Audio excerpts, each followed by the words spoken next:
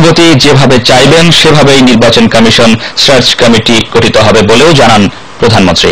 Patrick ডিকস্টার report. ধন্যবাদ মাননীয় বিরোধী। দশম জাতীয় সংসদের ত্রয়োদশ অধিবেশনে সমাপনী ভাষণ দেন প্রধানমন্ত্রী শেখ হাসিনা। অসাম্প্রদায়িক চেতনায় এই বাংলাদেশ স্বাধীনতা অর্জন করেছিল, সেই চেতনাকে আমরা পুনঃপ্রতিষ্ঠিত করেছি। হত্যাকূট ষড়যন্ত্রের রাজনীতি যেন চিরতরে বন্ধ হয়, তার জন্য আমরা সংবিধান সংশোধন করে গণতন্ত্রকে সুরক্ষিত করেছি এবং মানুষের অর্থ সামাজিক উন্নয়নের দিকে আমরা সব থেকে বেশি আত্মনিবেশ করেছি বলেই আজকে বাংলাদেশ উন্নয়নের পথে এগিয়ে যাচ্ছে। সিএসি নির্বাচনের জন্য সার্চ কমিটি গঠনে রাষ্ট্রপতির সিদ্ধান্তকে চূড়ান্ত বলে মন্তব্য করেন প্রধানমন্ত্রী। তিনি বলেন, আওয়ামী লীগ চায় গণতন্ত্রের ধারা অব্যাহত রাখতে। মহামান্য রাষ্ট্রপতি উদ্যোগ নিয়েছেন এবং বিএনপি তাদের যে পরিকল্পনা মতামত সেটা তারা বঙ্গভবনে পৌঁছে দিয়েছে।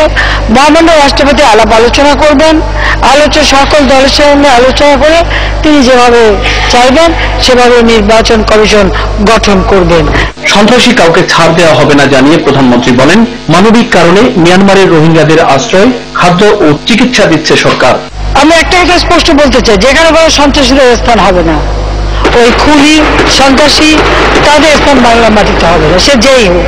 মানবতার খাতিরে তাদের কিন্তু আমরা আশ্রয় দিয়েছি, তাদের খাদ্য আশ্রয় সব ব্যবস্থাই করা হয়েছে।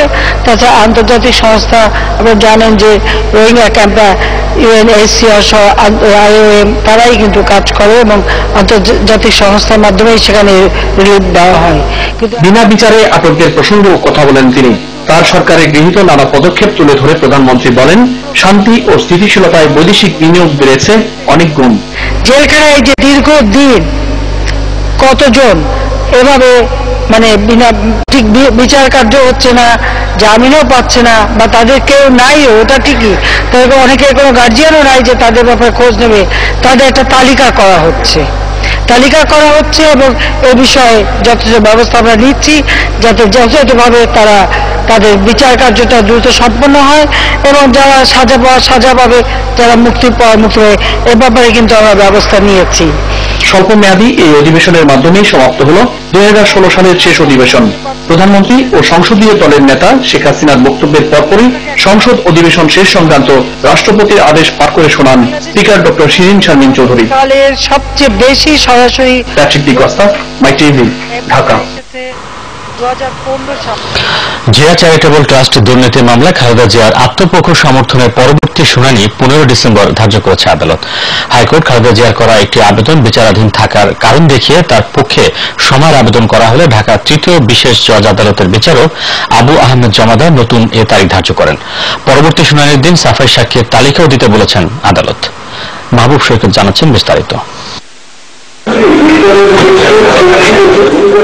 বেলা 11:15টায় পুরানো ঢাকার বক্সিবাজার ঢাকা আলিয়া মাদ্রাসা মাঠে স্থাপিত অস্থায়ী আদালতে আসেন বেগম খালেদা জিয়া। জিয়া চ্যারিটেবল ট্রাস্ট দুর্নীতি মামলায় আত্মপক্ষ সমর্থনে দেওয়া বক্তব্য সমাপ্ত করার জন্য নির্ধারিত ছিল দিনটি। এ মামলায় দুদকের পক্ষীদার 32 জন সাক্ষীর সাক্ষ্যদান যথাযথ প্রক্রিয়ায় হয়নি উল্লেখ করে ফের সাক্ষ্যদান পুনর্বিবেচনা করতে গত সপ্তাহে উচ্চ আদালতে আবেদন করেন খালেদা জিয়া। বিষয়টি এখনো বিচারাধীন জানিয়ে শুনানি মুলতবি আবেদন করেন তার আইনজীবী। আবেদনের বিষয়বস্তু হচ্ছে, এই মামলায় আল্লাহর নামে শপথ নিয়ে কোনো বক্তব্য দেওয়া হয়েছে কি হয় নাই।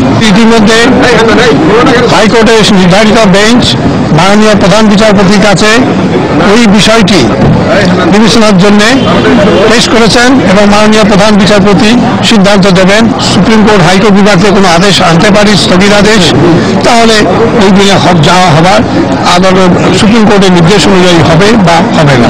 আগামী তারিখে আমরা অবশ্যই কিছু সাফাই সাক্ষীর তালিকা বিজ্ঞ আদালতকে দেব। অযৌক্তিকভাবে সময় ক্ষেপণ করা হচ্ছে বলে অভিযোগ করেন দুদকের আইনজীবী। উচ্চতর আদালত আদেশ দিয়েছেন যে এই মামলাটাকে দ্রুত নিষ্পত্তি করার জন্য। অলরেডি এটা ডিলে হয়ে গেছে, তাদেরই আদেশের আলোকে আমরা পড়ে শুনিয়েছি। তারপরেও তারা মামলা করতে চান না, মামলা না করার কারণে আজকেও তারিখ হয়ে গেল। তারা সাফাই সাক্ষী লিস্ট দেন না, তারা সাফাই সাক্ষী দিবেন, বক্তব্য দেন না। তারা বক্তব্য দিবেন বলে আদালতে আসেন, বক্তব্য প্রদান করেন না। আবার উচ্চতর আদালতে মামলা স্থগিত আছে, এই ধরনের কোনো আদেশও তাদের কাছে নেই। 2010 সালের 3 জুলাই জিয়া চ্যারিটেবল ট্রাস্টের নামে অবৈধভাবে অর্থ লেনদেনের অভিযোগ এনে খালেদা জিয়া সহ 4 জনকে আসামি করে মামলা করে দুদক। সৈকত, আইটিভি, ঢাকা। পছন্দ মতো যে কোনো এয়ারলাইন্সে করে যাত্রীরা হজে যেতে পারবেন বলে রায় দিয়েছেন আপিল বিভাগ। সকালে এ বিষয়ে রাষ্ট্রপতির করা আবেদন খারিজ করে প্রধান বিচারপতি এস.কে. সিনহার নেতৃত্বাধীন আপিল বিভাগ এ রায় দেন। এর আগে দুটি এয়ারলাইন্সে করে হজে যাওয়ার সরকারি সিদ্ধান্তকে অবৈধ ঘোষণা করে রায় দেয় হাইকোর্ট। 2013 সালের 24 এপ্রিল বিমান বাংলাদেশ এয়ারলাইন্স ও সৌদি এয়ারলাইন্স ছাড়া অন্য কোন এয়ারলাইন্সে হজে যাওয়া যাবে না বলে বেসামরিক বিমান চলাচল ও পর্যটন মন্ত্রণালয় সিদ্ধান্ত নেয়। এই সিদ্ধান্তের বৈধতা চ্যালেঞ্জ করে হাইকোর্টে রিট দায়ের করা হয়।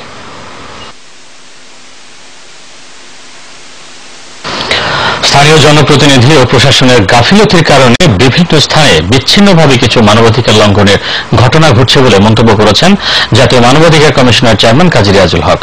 মানবাধিকার দিবস উপলক্ষে আয়োজিত এক সংবাদ সম্মেলনে তিনি এ মন্তব্য করেন। কমিশনের কার্যক্রমকে আরো গতিশীল করতে 8 বিভাগে আঞ্চলিক কার্যালয় স্থাপন করা হবে বলে জানান কমিশনের চেয়ারম্যান। মানিকলাল ঘোষের রিপোর্ট। তখন তারা আন্তর্জাতিক মানবাধিকার দিবস উপলক্ষে দেশের বর্তমান মানবাধিকার পরিস্থিতি তুলে ধরতে এই সংবাদ সম্মেলন। তা আমাদের দেশে মানবাধিকার কমিশন নতুন প্রতিষ্ঠিত হয়েছে। আগে আমাদের যে সমস্ত তদন্ত প্রতিবেদন দেওয়া হতো তার যেভাবে রেসপন্স আসতো বা রেসপন্স আদৌ আসতোই না, কোনো জবাবই দেওয়া হতো না। এখন প্রত্যেকটা অর্গানাইজেশন অথরিটি তারা বুঝতে পারছে যে মানবাধিকার কনসেপ্টটা কি। ব্রাহ্মণবাড়িয়া, নাসিরনগর, গাইবান্ধা, গোবিন্দগঞ্জ সহ দেশের বিভিন্ন স্থানে সাম্প্রতিক ঘটনায় উদ্বিগ্ন মানবাধিকার কমিশন। এগুলোতে ব্যাপারে আমরা সবসময় উদ্বিগ্ন, আগেও ছিলাম, আমরা এখন উদ্বিগ্ন আছি। সারা বিশ্বের মানবাধিকার পরিস্থিতি নিয়ে আমরা শঙ্কিত।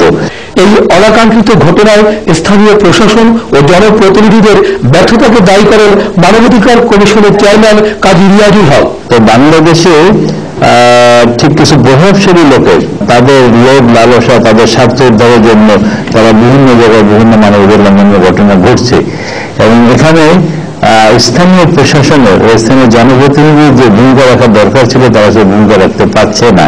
মানবাধিকার কমিশনকে অধিকতর শক্তিশালী করতে জনবল বৃদ্ধি ও অনলাইনে অভিযোগ গ্রহণ সহ নানামুখী পরিকল্পনা গ্রহণ করা হয়েছে বলে জানান সংস্থাটির কর্মকর্তারা।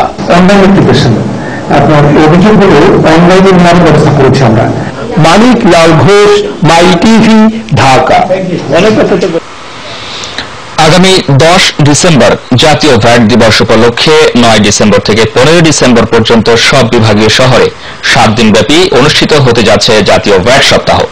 বিকেলে জাতীয় রাজস্ব ভবনে সংবাদ সম্মেলনে একথা জানান এনবিআর এর চেয়ারম্যান মুজিবুর রহমান। রাজস্ব ভাণ্ডারকে উন্নয়নের মূল চাবিকাঠি উল্লেখ করে ভ্যাট সপ্তাহে অংশগ্রহণ করে সবাইকে সঠিকভাবে ভ্যাট প্রদানের আহ্বান জানান এনবিআর এর চেয়ারম্যান। 2023 সালের মধ্যে পায়রা বন্দরকে বিশ্বমানে গড়ে তুলতে চীনের 2 কোম্পানির সঙ্গে বন্দর কর্তৃপক্ষের 3টি সমঝোতা স্মারক স্বাক্ষরিত হয়েছে। দুপুরে চীনের 2 company China harbour engineering company limited এবং China state construction engineering corporation limited এর সঙ্গে বন্দর কর্তৃপক্ষের 3টি MOU চুক্তি স্বাক্ষরিত হয়। নৌপরিবহন মন্ত্রণালয়ের সভাকক্ষে চুক্তি স্বাক্ষর অনুষ্ঠিত হয়। কোম্পানি দুটি পায়রা বন্দরের মূল অবকাঠামোর সংযোগ ব্রিজ, রাস্তা, রেল যোগাযোগ